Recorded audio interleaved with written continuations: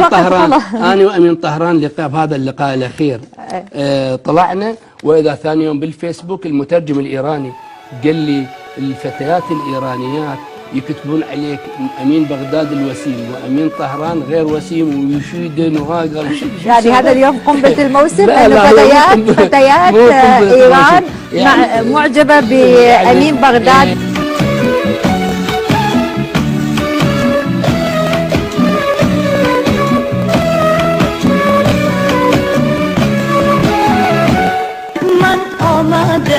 وای وای من آمدم عشق فریاد کند، من آمدم که ناز کن یاد کنم، من آمدم عشق فریاد کند،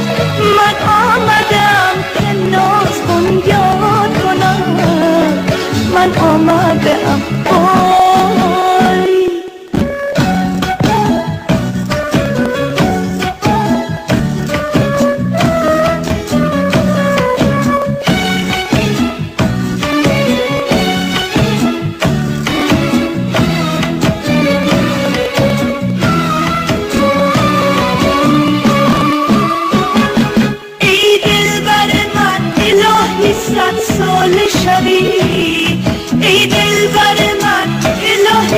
سال شبی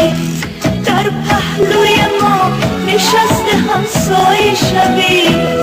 همسایه شبی که دست ما سایه کنی، شاید که نصیب من بیچاره شبی. من آمدم وای وای من آمدم